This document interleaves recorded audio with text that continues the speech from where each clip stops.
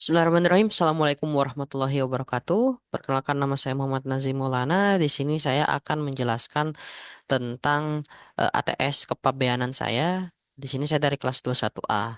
Oke, kita langsung saja ke soalnya ya. Di sini bisa dilihat soalnya ada 4 dan kita akan langsung saja tentang bagaimana prosedur ekspor barang. Di sini furniture yang saya pilih itu kebetulan adalah lemari yang terbuat dari kayu pinus karena ini merupakan jenis kayu yang umum untuk lemari dan harganya cukup terjangkau.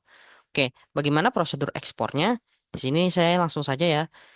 Perlu kita ingat untuk ekspor itu ada dua orang yang terlibat, yakni eksportir dan juga importir. Di sini yang menjadi eksportirnya adalah saya sebagai penjual.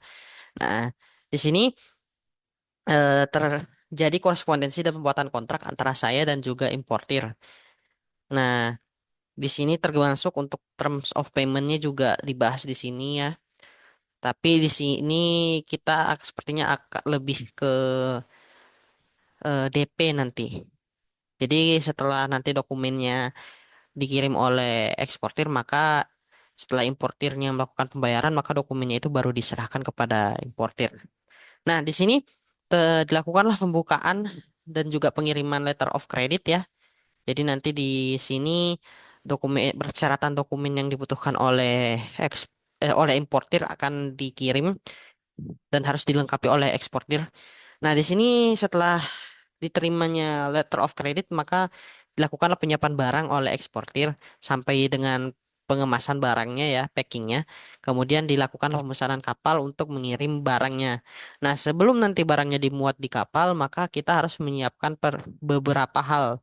Pertama yaitu pendaftaran Fiat Muat dan pemberitahuan ekspor barang ya atau PEB. Jadi kita harus ke Bea Cukai untuk meminta dibuatkan PEB, pemberitahuan ekspor barangnya.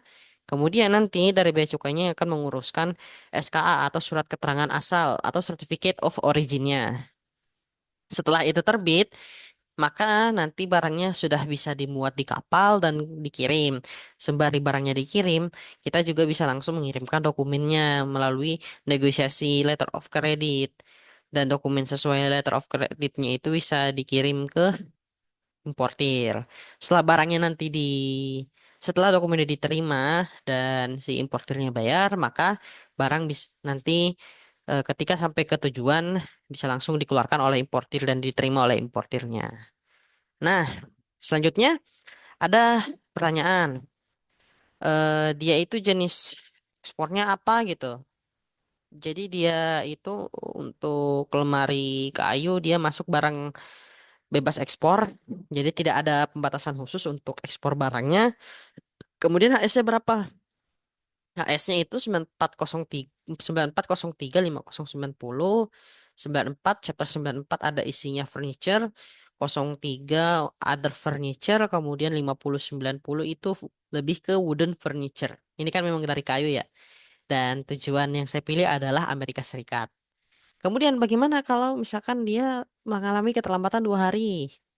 Nah, kalau terjadi keterlambatan 2 hari, itu tanggung jawab dari perusahaan pengangkut atau shipping company. Nah, solusinya apa? Solusinya adalah kita melakukan klaim asuransi. Asuransi kan salah satunya asuransi keterlambatan juga ada. Kita bisa melakukan klaim asuransi karena kita mengalami kerugian akibat dari keterlambatan yang dialami oleh shipping company kita. Kita juga bisa meminta alasannya apa, catatan-catatannya apa. Siapa tahu bisa saja karena memang faktor cuaca kan, jadi kita bisa coba jelaskan ke importirnya. Nah, kita lanjut ke nomor yang terakhir atau nomor 4. Nomor 4 itu kita ditanya PT Sisa Jadi Kaya itu punya apa dia mengumpulkan barang bekas untuk daur ulang. Kemudian mereka membuat pintu kamar mandi dari aluminium, tapi mereka mau kirim dan origin kriterianya apa? Kita perlu tahu origin kriteria itu ada dua ya, yaitu wholly obtained or produced dan juga not wholly obtained or produced. Nah, di sini untuk wholly obtained or produced, salah satu apa? Salah satu hal yang menarik adalah Dia terbagi atas beberapa kategori. Nah, berdasarkan dengan soal yang tadi, maka origin kriteria yang bisa digunakan itu adalah wholly obtained or produced. Kenapa?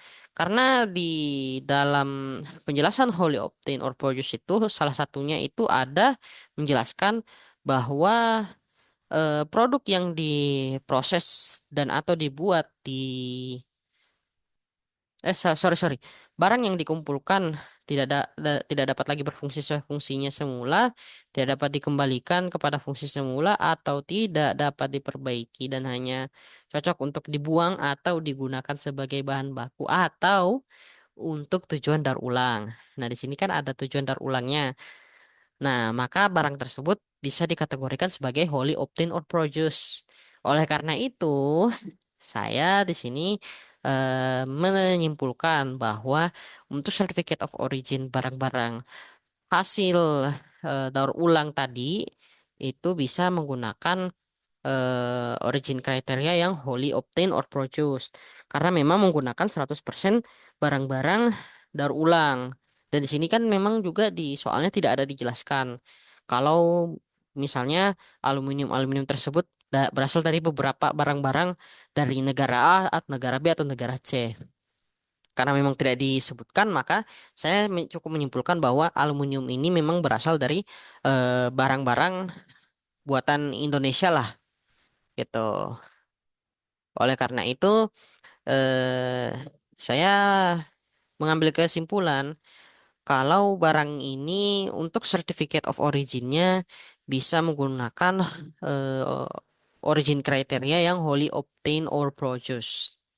Saya kira mungkin sekian saja penjelasan yang dapat saya sampaikan.